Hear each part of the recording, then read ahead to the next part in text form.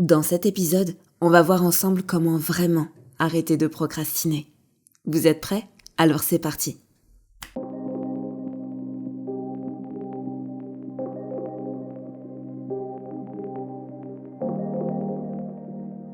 Bonjour et bienvenue à vous qui êtes prêts à changer.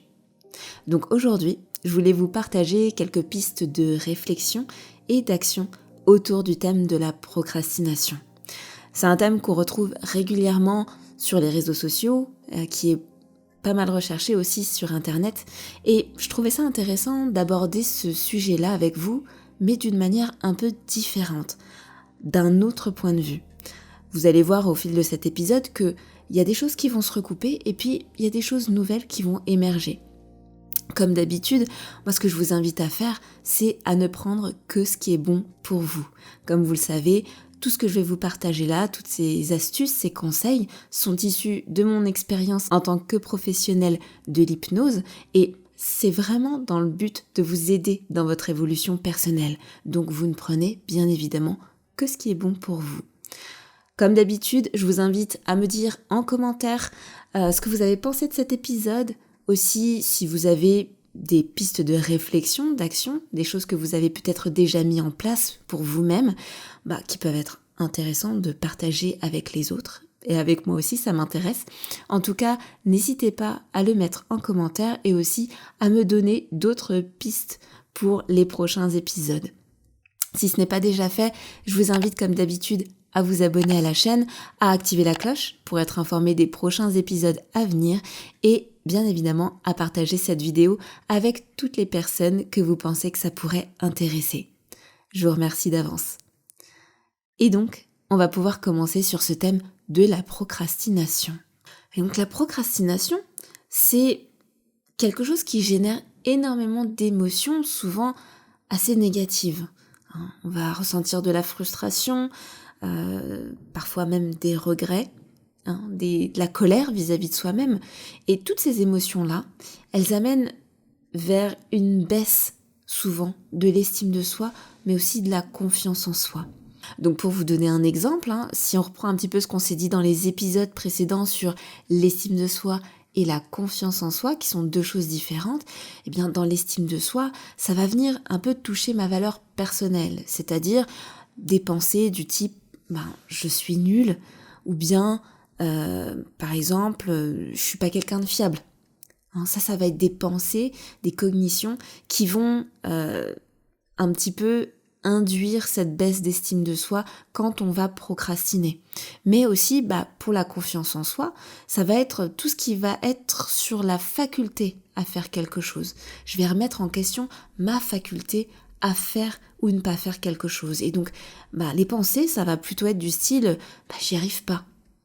Ou bien, je suis pas capable. Vous voyez un petit peu la différence entre les deux? En tout cas, je vous invite à aller voir l'épisode sur la confiance en soi ou l'épisode sur je suis nulle qui reprend un petit peu la thématique de l'estime de soi. Ça va être intéressant de regarder ces épisodes-là pour mieux comprendre. Je vous les mets en description de cet épisode pour mieux comprendre un petit peu la différence entre ces deux notions-là. Donc, on se rend compte que la procrastination, quand même, c'est un peu lourd comme truc, parce que finalement, ça nous empêche de faire ce qu'on a envie de faire. Ça nous empêche, finalement, d'avoir une bonne estime de nous-mêmes, d'avoir une bonne confiance en nous-mêmes, et donc, ça peut avoir des répercussions sur pas mal de choses dans notre vie. Mais c'est quoi, finalement, la procrastination? Parce que là, on sait ce que ça crée comme conséquence, mais qu'est-ce que c'est finalement que la procrastination? Eh bien, c'est remettre finalement à plus tard ce qui pourrait être fait là, maintenant, tout de suite. Vous savez, quand on se dit « Ah, ce truc-là, c'est pas grave, je le ferai demain. » Mais ça peut être sur un peu tout et n'importe quoi finalement. Ça peut être sur le fait de prendre du temps pour moi. Ça peut être sur faire le ménage, prendre un rendez-vous, aller quelque part. Voilà, c'est ça la procrastination. C'est remettre à plus tard à chaque fois et de manière répétée des tâches qui pourraient être faites maintenant. Et donc quand on a dit ça, on se rend compte qu'en fait, la plupart du temps, on procrastine sur des choses qui sont importantes, mais pas forcément urgentes. Je ne sais pas si vous voyez la différence entre les deux, mais cette différence, elle est importante. Il y a des choses urgentes qu'on va devoir faire avec une deadline, vraiment, où on va se dire, ce truc-là, en fait, je ne peux pas y couper. Il va falloir que je le fasse maintenant parce que je n'ai pas le choix. Et puis, il y a des choses qui sont importantes, mais qui ne sont pas urgentes. Si je dois vous donner un exemple, par exemple, quelque chose d'urgent, ça va être, je vais devoir aller chercher les enfants à l'école. Il est 16h, à 16h30, je vais devoir être à l'école pour aller chercher les enfants. Je n'ai pas le choix, il faut que je le fasse maintenant, c'est urgent. Je ne peux pas juste me dérober et faire autre chose. Et puis il va y avoir donc les tâches importantes mais pas urgentes qui sont du style, alors moi j'ai une envie et c'est hyper important pour moi d'apprendre à jouer du piano, mais pour autant c'est pas quelque chose d'urgent. Il va rien se passer si je ne le fais pas. Là, si aujourd'hui je ne m'entraîne pas, il n'y aura pas vraiment de conséquences à court terme. Vous voyez ? Et donc, c'est en ça qu'il y a une certaine différence entre les deux. Et donc, on se rend compte que la plupart du temps, on va procrastiner sur des tâches qui sont importantes, mais pas urgentes, pour mettre le focus sur les tâches principalement urgentes. Et on se rend compte qu'ils ne sont pas forcément toujours aussi importantes. Voilà, c'est important de comprendre ça, et pour mieux le comprendre d'ailleurs, il y a la matrice d'Eisenhower qui existe. Je vous invite à aller voir sur internet cette matrice-là qui est très utile pour un peu ranger dans les cases les tâches qu'on a à faire pour mieux s'organiser. J'imagine que si la procrastination est un thème qui vous intéresse, vous devez déjà connaître cette matrice, mais elle est hyper intéressante parfois quand on a besoin de s'organiser et de faire un ordre de priorité des choses. Donc je vous invite vraiment à aller voir cette matrice-là. En tout cas, quand on a pris conscience de ça, je ne sais pas si vous vous êtes déjà rendu compte de ça, mais il y a un fort rapport au temps qui s'installe là-dedans. Parce qu'en fait, finalement, quand je vous donne l'exemple d'aller chercher les enfants à l'école, il y a une temporalité qui est réduite. Je vais pas pouvoir aller les chercher à 18h. Non, là il est 16h, 16h30, il faut que je sois à l'école. Donc on se rend compte que le laps de temps est assez court et qu'il y a une deadline, qu'il y a une date et une heure à laquelle, après, ce sera trop tard. Dans l'autre cas, dans le cas de j'aimerais apprendre le piano, et donc pour apprendre le piano, bien évidemment, il faut que je m'entraîne.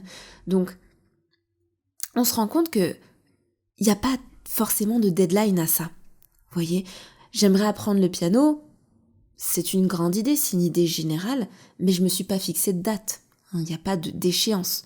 Alors que si on change un petit peu l'objectif en se disant c'est plus j'aimerais apprendre le piano, mais j'ai un récital tel jour à telle date, à telle heure, vous voyez que tout de suite ça change le niveau d'urgence.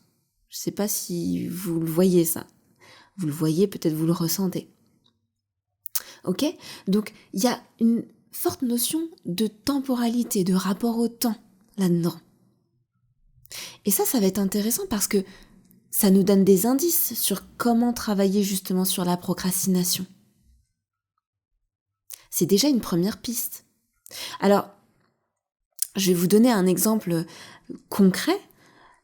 Si on prend, on est un petit peu dans la période en plus de ça, mais si on prend la déclaration de revenus des impôts.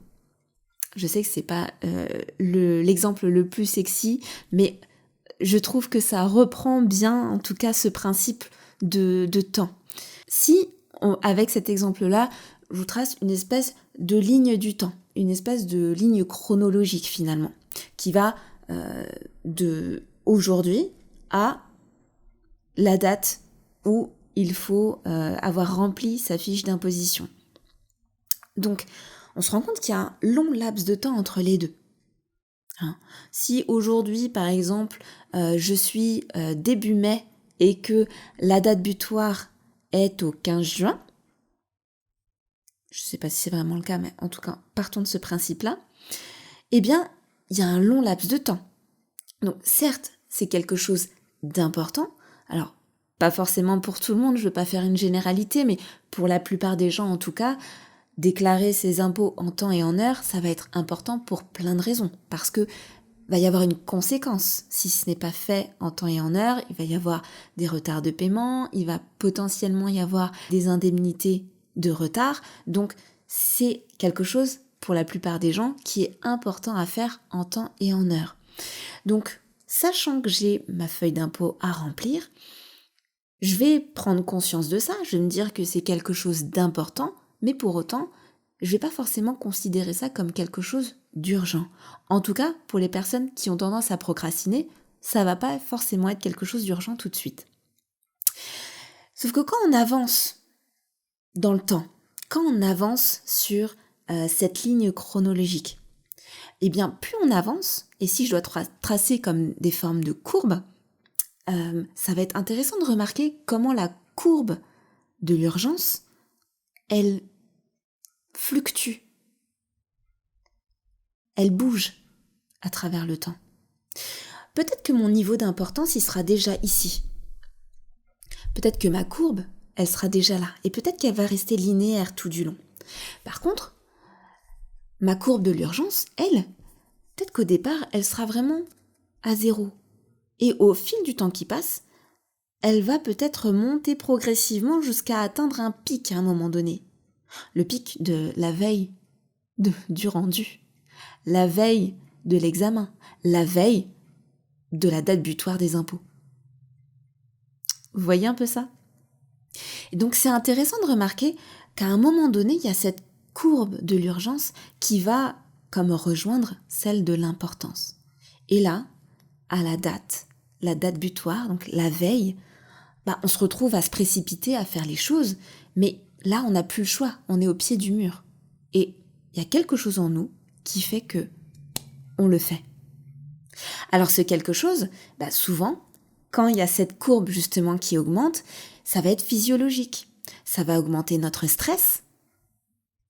Ça va être quelque chose qui va être en permanence en arrière-plan dans notre tête, dire « Ah, il y a les impôts, il faut que je les fasse, il faut que je les fasse, il faut que je les fasse, etc. » Quelque chose qui va tourner en boucle et qui va générer du stress. Et ce stress, ça va parfois générer des symptômes physiques. Comme par exemple, j'en sais rien, des insomnies, comme par exemple le fait d'avoir moins d'appétit. Voilà, ça peut en tout cas générer ces formes de symptômes. Alors, peut-être pas pour les impôts, mais peut-être pour d'autres domaines, ça peut générer ce type de symptômes-là dans le corps physiologique. Donc, on se rend compte qu'en fait, il y a ce niveau de stress qui monte, et c'est quelque chose de tout à fait naturel finalement. En tant qu'être humain, on est un peu construit comme ça. C'est quelque chose qui est hérité de nos ancêtres et qui fait qu'à un moment donné, on rentre dans un niveau de stress qui nous permet d'être dans l'action. Et donc ça, c'est relié beaucoup à notre instinct de survie. Parce que dans la préhistoire, ce niveau de stress, il nous permettait justement d'actionner les bons mécanismes dans le corps. Donc, avoir l'afflux sanguin dans le corps pour pouvoir soit combattre, soit se mettre à courir, soit complètement se tétaniser pour faire comme si de rien n'était. Vous voyez ? Il y a un peu 3 scénarios possibles. Eh bien, là, c'est un petit peu la même chose qui se passe. C'est un petit peu ce mécanisme-là qui se met en place au moment où justement il y a ce niveau d'urgence qui monte à son niveau maximum. Il y a ce stress qui monte qui nous permet justement d'être soit dans la fuite, soit dans l'action, soit dans la tétanie. Et là, en l'occurrence, ça nous met justement dans l'action. D'accord ? Donc c'est vraiment un phénomène qui est naturel, qui est physiologique et qui n'a rien vraiment de mauvais. L'idée, c'est d'utiliser justement ce phénomène-là naturel du corps pour l'utiliser. Et vous voyez peut-être déjà là où je veux en venir, mais pour l'instant, gardez ça pour vous. C'est déjà une piste de réflexion, vous voyez ? Bien évidemment, dans notre société moderne, il n'y a pas les mêmes risques. On n'est pas dans une situation de danger imminent ou d'urgence qui fait qu'on va mourir ou qu'il va se passer quelque chose de grave. Mais pour autant, c'est quelque chose qui est intrinsèque, qui fait partie de nous, et notre société, elle a évolué beaucoup plus vite que notre biologie, notre physiologie. Et donc c'est important de le prendre en compte. Parce que utiliser ces mécanismes naturels du corps, ça va être hyper aidant. Aller contre, ça va être beaucoup plus compliqué, vous l'entendez bien. Donc, c'est vraiment utile de comprendre ça, de comprendre qu'il y a des mécanismes qui sont assez naturels finalement, qui se passent dans le corps, et de pouvoir aller suivre le même mouvement que ces mécanismes-là, ça va être vraiment quelque chose qui va être aidant. La plupart du temps, ce qu'on nous propose, c'est aller contre. C'est comme si vous vous imaginiez sur un bateau, et en fait, c'est comme si vous alliez contre les vagues. Vous essayez de changer les choses, d'aller à contre-courant, et en fait, vous ramez, mais vous avancez pas. Alors qu'en fait, si vous changez juste de direction, vous vous rendez compte qu'en fait, vous n'avez plus besoin de ramer parce que le bateau, il avance tout seul. Là, c'est un peu ça. Il y a des choses naturelles qui se passent en nous. L'idée, c'est vraiment d'utiliser ça, d'en faire quelque chose d'utilisationnel pour que ça nous permette d'aller dans la direction qu'on veut. Et ça, c'est un deuxième paramètre qui va être intéressant. Tout à l'heure, je vous parlais du temps. Là, je vous parle du niveau d'urgence, avec tout ce qui en découle finalement. Ces deux paramètres-là, on va voir un peu plus tard comment on peut jouer avec pour que ce soit vraiment aidant dans la procrastination. Donc, comment font les autres en fait ? Parce que là, on a observé qu'il y a notre courbe, qu'il y a donc sur les abscisses le temps, sur les ordonnées, on a les courbes de l'urgence et de l'importance. Ça va être intéressant de mettre en parallèle ma courbe en tant que personne qui procrastine et puis celle des personnes qui ne procrastinent pas finalement, qui sont justement dans cette anticipation. Vous voyez ces personnes-là, ces personnes qui sont dans « j'anticipe tout ce que je fais pour pouvoir être en avance, pour pouvoir m'avancer sur des choses ». Vous les voyez. Eh bien, c'est intéressant de pouvoir observer comment eux fonctionnent pour que nous, ça puisse nous donner aussi des pistes de réflexion. Et quand on compare ces deux courbes-là, eh bien, on se rend compte que c'est pas les mêmes. En fait, c'est pas les mêmes parce que moi, si je reprends ma courbe avec mes abscisses qui représentent le temps, cette ligne du temps, et en même temps mes ordonnées qui représentent mon niveau d'urgence, eh bien quand je suis à temps 0, mon niveau d'urgence, il est lui aussi presque à 0. Sauf que pour ces personnes qui sont dans l'anticipation, eh bien on se rend compte que lorsque le temps est à 0, le niveau d'urgence, il est beaucoup plus élevé. Il est beaucoup plus haut. Et ça, c'est une donnée hyper importante. Parce que ça nous donne une piste très intéressante à aller explorer. On se rend compte finalement que la perception du temps n'est pas la même. Pour moi, je vais me dire des phrases du style « j'ai le temps, je suis large ». Alors que ces personnes-là, elles vont plutôt être dans le « ouh là là, il n'y a pas beaucoup de temps, il va falloir faire ça rapidement ». C'est un exemple. Peut-être que ces personnes-là ne se disent pas exactement ça, mais vous voyez la différence qu'il y a dans le rapport au temps. Mon rapport au temps n'est pas le même. Je vais me dire, j'ai 1 mois et demi, je suis large. Alors que pour elle, 1 mois et demi, ça va être très très court. Vous l'entendez ça ? Pas vrai ? Donc, là, on a une grosse piste de travail quand même. Et je vous renvoie à ce propos à l'épisode que j'ai fait précédemment sur le rapport au temps, passé, présent, futur, que je vous remets juste ici et que vous pouvez retrouver aussi en description de cette vidéo. Le rapport au temps, il va être hyper intéressant, hyper important dans ce système-là. Alors, certains d'entre vous pourront me dire, mais le temps, c'est quelque chose d'invariable, ça ne bouge pas. On peut pas, 1 minute, ça s'étire pas, il y a pas tout ça, sauf que Ce qui va être important, c'est la manière dont on perçoit le temps, pas la manière dont réellement le temps s'écoule. En tant qu'être humain, notre expérience du vécu va être rythmée par notre perception et par nos sens. Donc ma perception va être différente en fonction de plein de paramètres, en fonction de mon humeur, en fonction de mon niveau de fatigue, en fonction de ma culture, du contexte. Donc ça va être important de prendre tout ça en compte dans ce travail-là sur la procrastination. Parce qu'on se rend compte que cette perception du temps va avoir une importance capitale dans le travail sur ma capacité à faire les choses. Vous l'avez d'ailleurs probablement déjà vécu vous-même. Il y a des situations parfois qui font que le temps est long.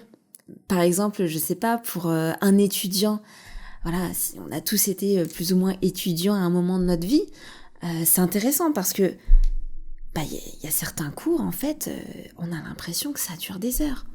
Le cours est hyper long, alors le prof, il n'est pas forcément hyper intéressant, il est assez monotone, le sujet en lui-même est pas forcément hyper intéressant non plus, et puis on a l'impression que les minutes durent des heures. On n'arrête pas de regarder sa montre, on est là, il n'y a que 2 minutes qui sont passées. J'ai l'impression que ça fait 10 minutes, mais en fait non, il n'y a que 5 minutes. Et en fait, là, le temps, il va nous paraître extrêmement long. Alors qu'en fait, le temps en lui-même, il ne s'est pas écoulé plus lentement ou plus rapidement. Il a juste pas bougé. Mais notre perception fait que le temps est beaucoup plus long. Alors qu'à d'autres moments, eh bien, on va vivre des moments tellement enivrants, on va être tellement dedans qu'on va pas voir le temps passer. Hein, c'est souvent ce qui se passe quand on est dans un état de flow. L'état de flow, je ne sais pas si c'est quelque chose que vous connaissez, en tout cas c'est peut-être quelque chose qu'on va pouvoir aborder dans un des prochains épisodes, si ça vous intéresse, dites-le moi en commentaire. Mais l'état de flow, c'est ça, c'est quand on est tellement absorbé dans une tâche, dans un événement ou dans quelque chose, qu'on ne se rend pas compte qu'il y a le temps qui passe. Et puis des fois, on a l'impression que c'est le matin, on commence un truc, et puis on se réveille 1 heure plus tard, et en fait c'est déjà la nuit, c'est le soir. Ça vous a déjà fait ça aussi, pas vrai? Et donc, on se rend compte que tout est très lié en fait avec cette perception du temps. Donc jouer sur ce paramètre-là, ça va être hyper intéressant. Mais aussi sur le niveau d'urgence. Parce qu'on se rend compte que ces personnes, leur niveau d'urgence, il n'est pas le même. À l'instant T0. Il est beaucoup plus haut. Donc, voilà, c'est se rendre compte que quand on a ce niveau d'urgence-là au taquet, là, ça nous fait passer à l'action. Pareil, si je reprends ma courbe, à ma date butoir, moi, mon niveau d'urgence, il est au taquet, et c'est ça qui me fait passer à l'action, c'est ça qui me fait me dire « Ah, j'ai plus le choix, faut que j'y aille en fait. » Je suis au pied du mur. Donc, c'est cet autre paramètre-là qui va être intéressant d'aller travailler. Je vais vous expliquer juste après comment faire, mais pour l'instant, je vous fais juste le point sur ce qu'on a vu précédemment. Et on se rend compte, en prenant cet exemple, j'ai fait un peu exprès de vous prendre un exemple un peu pourri comme les impôts, mais on se rend compte finalement que ça n'a pas vraiment à voir avec la nature de la tâche. Et c'est en ça que c'est un peu différent de tout ce qu'on peut voir généralement sur la procrastination. Et bien là, on va pas s'attarder sur la nature de la tâche, à rendre le fait de remplir ses impôts intéressant. C'est pas intéressant et il y a plein de gens que ça intéresse pas en fait. Vous voyez ? Donc, on se rend compte qu'en travaillant juste sur le temps et sur le niveau d'urgence, eh bien la nature de la tâche, elle va pas forcément avoir beaucoup d'importance. Et donc, même pour une tâche aussi nulle, vraiment, et contraignante que le fait de remplir ses impôts, eh bien, à un moment donné, les paramètres, ils sont parfaits et s'alignent parfaitement pour que même si cette tâche-là me saoule, je la fasse. Mais donc, comment mettre le curseur au taquet ? Comment je mets le curseur de l'urgence au taquet dès le départ ? Comment, en fonction du temps, je l'aligne au plus haut ? Eh bien, une des solutions, vous vous en doutez bien, ça va être l'hypnose.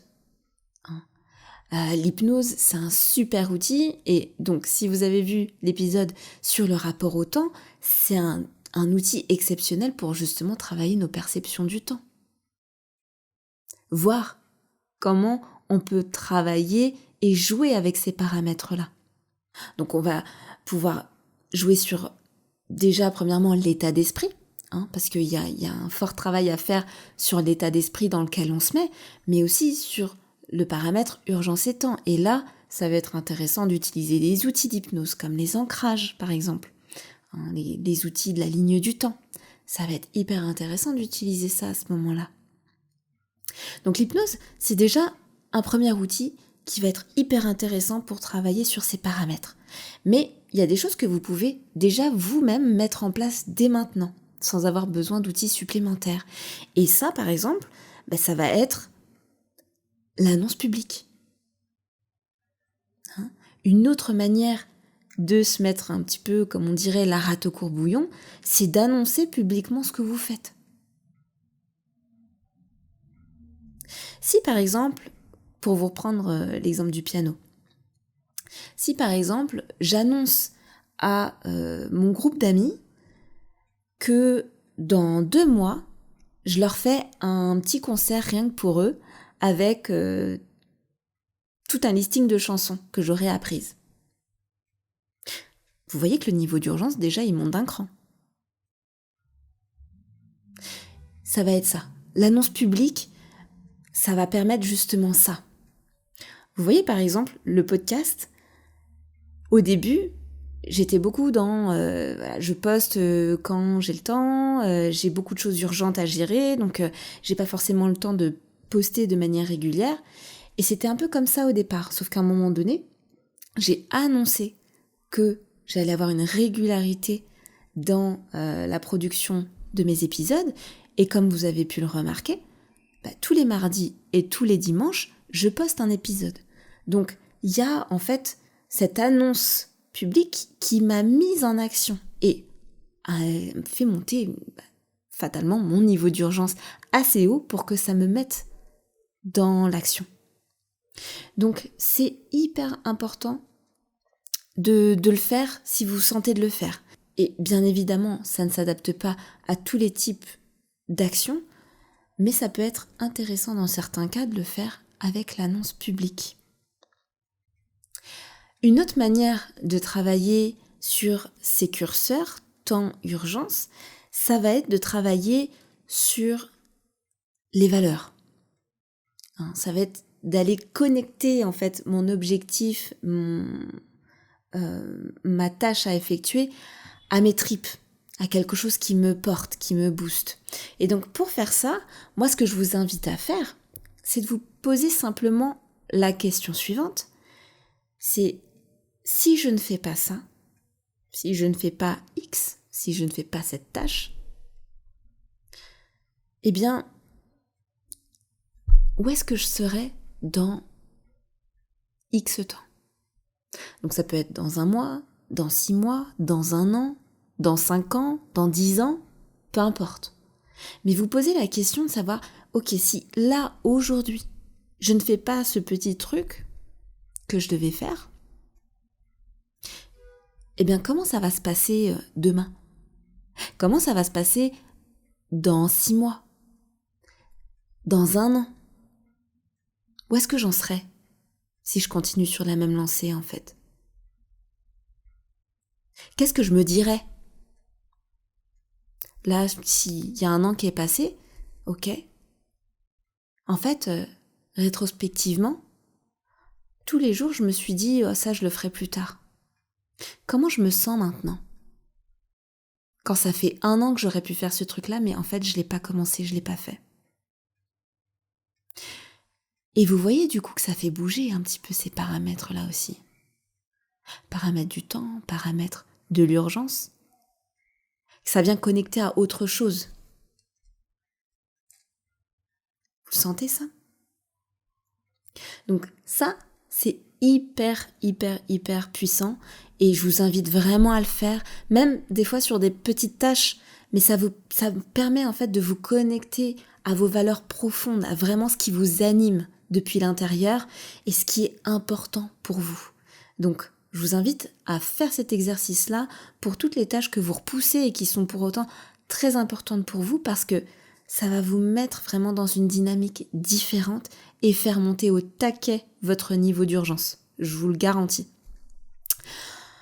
Ensuite, il y a d'autres méthodes qui existent. Alors, c'est des méthodes qu'on va retrouver souvent quand on recherche des astuces pour pallier à la procrastination. Ça va être du style se mettre des punitions ou bien se donner des récompenses quand on fait bien les choses ou qu'on les fait pas, etc.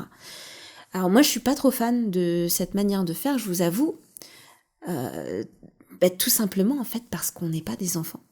On n'est plus des enfants. Enfin, sauf s'il y a des enfants qui m'écoutent là. Bien évidemment, quand on est des enfants, on est des enfants. Mais je veux dire, quand on dépasse un certain stade, on n'est plus des enfants. Et ça renvoie vraiment à quelque chose d'assez enfantin. Oui. Finis tes devoirs avant de pouvoir jouer à la console. Finis ton plat pour avoir un dessert. Vous voyez cette logique-là ? Moi, je suis vraiment pas fan. Après, ça peut être un bon levier pour certains, mais voilà, moi je pense que c'est le meilleur moyen en fait de se dégoûter ou de perdre de vue en fait l'objectif final de ce qu'on fait. Vous voyez, quand on est dans cette logique-là, on se rend compte, en fait, ce truc-là, je le fais et désolé de la vulgarité, mais le présupposé derrière, c'est que c'est chiant en fait. Donc je fais ce truc-là chiant pour pouvoir ensuite faire mon truc que j'aime bien. Sauf que des fois, c'est pas chiant. Des fois, c'est vraiment un truc important en fait. Alors peut-être que la tâche en elle-même, elle est pas hyper fun et tout ce qu'on veut, mais pour autant, c'est quelque chose d'important en fait. Et donc, qu'est-ce que je dis à mon cerveau quand je lui dis oh, vas-y, fais ce truc-là, c'est chiant, mais après, derrière, tu pourras être récompensé en faisant ce que t'aimes. À quel point ça me déconnecte de mon objectif, de ce que je veux réellement faire en faisant ça. Et moi, je suis pas fan parce que pour moi, le sens, il a une importance capitale dans tout ce qu'on fait. Aujourd'hui, on se retrouve dans une société où les gens sont en perte de sens. Il y a beaucoup de personnes qui sont en burn-out, qui sont en rupture professionnelle parce que, justement, ces personnes-là, elles ont perdu le sens de ce qu'elles font, de pourquoi elles font les choses. Et donc, pour moi, c'est hyper important de se reconnecter à ça, en fait. De se reconnecter à pourquoi on fait les choses, de se reconnecter aux tripes, justement, à ce que je vous disais tout à l'heure. C'est hyper important. Et être dans une logique un peu enfantine de « Ah bah si je fais pas ce truc, je me punis, et puis si je le fais, je me fais une récompense », bah c'est justement de rester dans cette logique. Et je trouve ça vraiment dommage. Donc moi, je vous invite pas à faire ça. Après, bien évidemment, vous faites ce que vous voulez, mais pour moi, c'est pas forcément quelque chose qui va être intéressant et qui va être viable dans la durée. Donc, pour conclure un petit peu sur cet épisode sur la procrastination, en fait, on se rend compte que dans tout ce qu'on peut trouver généralement sur Internet ou dans les conseils qu'on peut avoir sur les réseaux sociaux, les astuces, etc., eh bien, il y a un peu ce truc du bateau et de la vague dont je vous parlais tout à l'heure. C'est intéressant de le remarquer parce que parfois, c'est des astuces qui vont nous dire, bah, voilà, prenez tel outil, mettez en place telle organisation. Voilà, ça va être beaucoup de conseils organisationnels, organisez votre temps, mettez-vous des plannings, mettez-vous des plages horaires, etc. dans votre calendrier. Beaucoup de choses, il y a beaucoup d'outils, il y a beaucoup de méthodes. Mais si vous les avez déjà testés, si vous écoutez cet épisode-là aujourd'hui de podcast, c'est que vous n'avez pas réussi à mettre ça en place. Et c'est normal en fait. Parce que vous n'êtes pas forcément comme tout le monde. Parce que vous n'avez pas forcément les mêmes modes de fonctionnement que chacun. Et c'est ok. L'idée, c'est pas d'aller contre ça. Mais si vous avez bien compris un petit peu la trame de l'épisode, c'est justement aller dans le sens de la vague que je vous propose là. c'est aller dans le sens de qui vous êtes. Déjà en tant qu'humain, parce que vous êtes un être humain et il y a certains mécanismes physiologiques qui se mettent en place sans que vous ayez forcément décidé que ça se mette en place. Et puis aussi en tant que personne, avec votre personnalité propre, avec qui vous êtes, votre manière de fonctionner.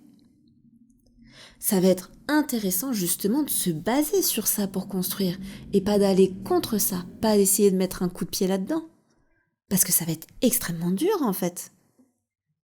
C'est extrêmement dur de changer qui on est. Alors que là, l'invitation, c'est justement de construire sur cette base. En fonction de qui je suis, je construis sur ma base et je ne vais pas à l'encontre de ça. Vous voyez ce que je veux dire ? Et ça, c'est vraiment le message principal de cet épisode que je voulais vous faire passer. C'est que l'idée, c'est pas d'aller contre courant, mais c'est d'aller vers ce courant. De l'épouser. Et quand on l'épouse, on se rend compte que on va beaucoup plus vite. La vitesse, elle augmente. Et ça, c'est un super levier. Et cela clore cet épisode sur la procrastination.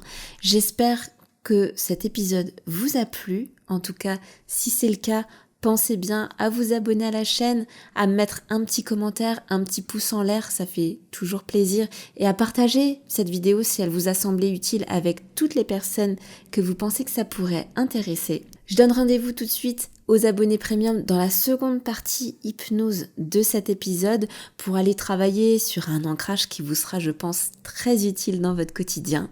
En tout cas, je vous dis merci pour votre écoute et à très bientôt sur Hypnarium.